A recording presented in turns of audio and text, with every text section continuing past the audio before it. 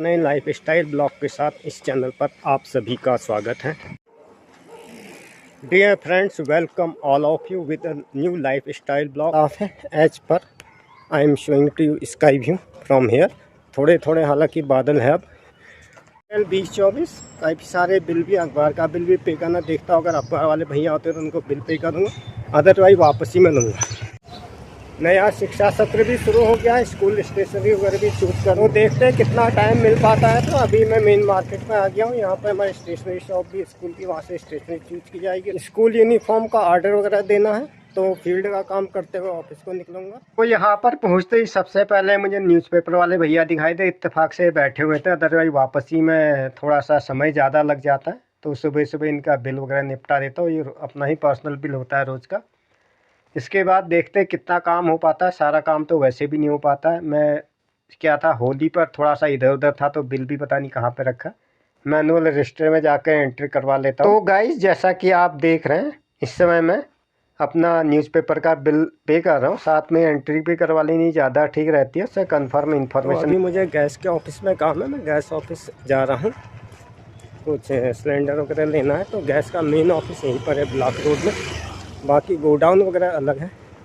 तो अभी बजा है दोपहर का लगभग 1:30, और देखते कितना काम हो पाता है। जैसा कि आप देख पा रहे, इसमें गर्मी अब धीरे धीरे शुरू हो गई है, लेकिन पहाड़ पर उतनी गर्मी का महसूस नहीं होती है। अपेक्षा ठंडा ही रहता है।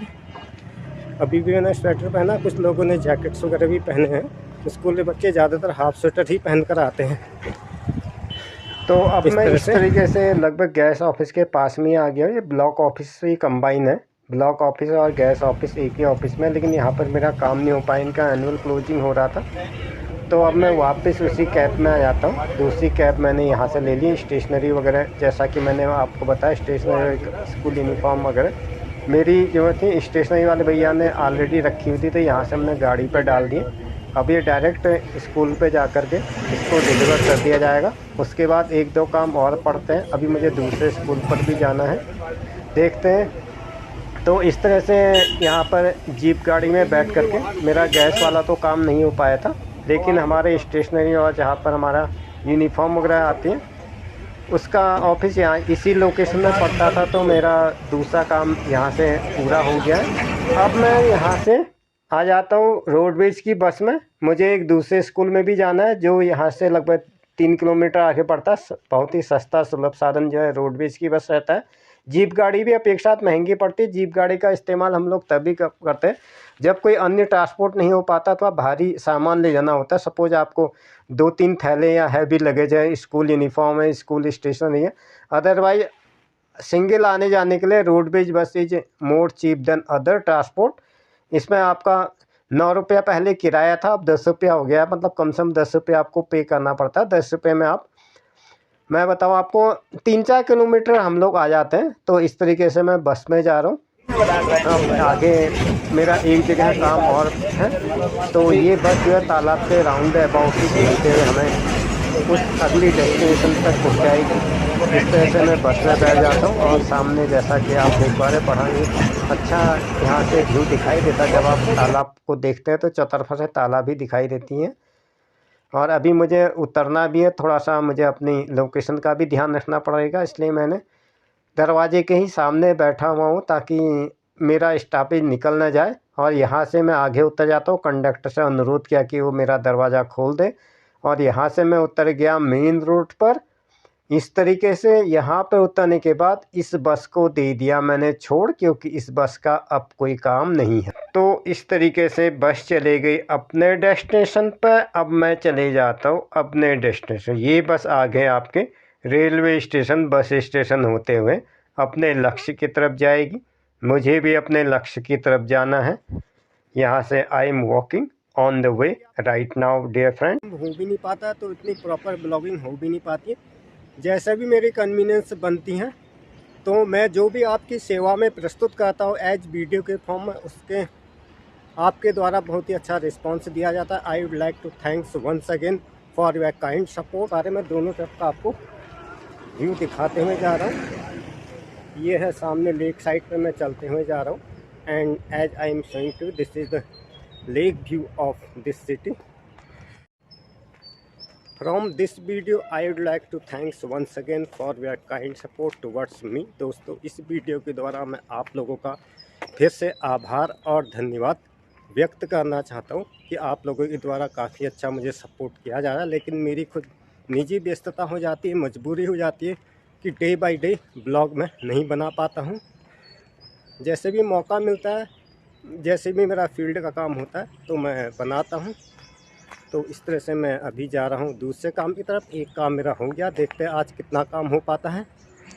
पब्लिक ट्रांसपोर्ट एंड वॉकिंग जैसा भी कन्वीनियंस होती है, कहीं पे पब्लिक ट्रांसपोर्ट का इस्तेमाल करता हूँ, कहीं पैदल ही जाना पड़ता है। तो इस तरह से मैं चढ़ाई पर चल रहा हूँ।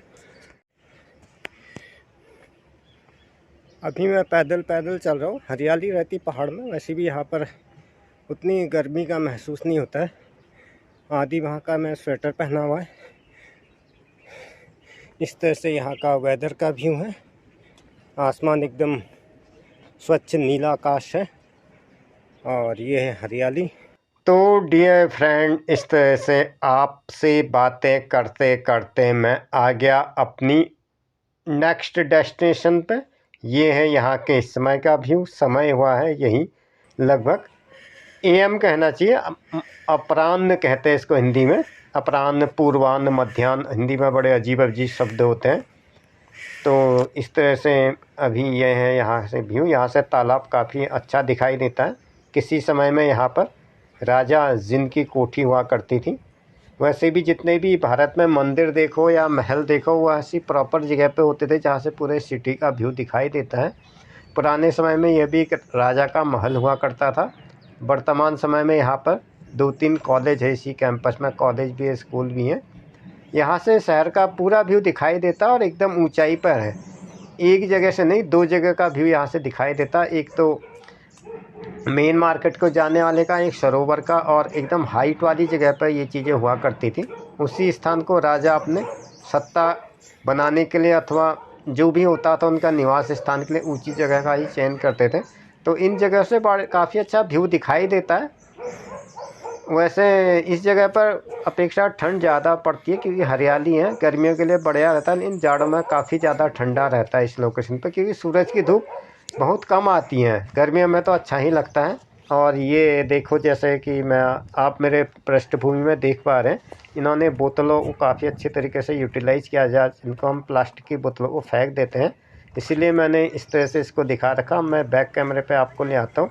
ये प्लास्टिक की बोतल जो हम फेंक देते हैं, तो इस तरह से इसको क्यारियों में हम लोगों को भी इस्तेमाल करना चाहिए, जो आजकल प्लास्टिक की प्रदूषण भी नहीं होता है और इस तरह से काफ़ी अच्छा यूटिलाइज हो जाता है। हालांकि इस काम में थोड़ा मेहनत पड़ती है, लेकिन काफ़ी अच्छा हो जाता है, परमानेंट क्यारी बन जाती हैं।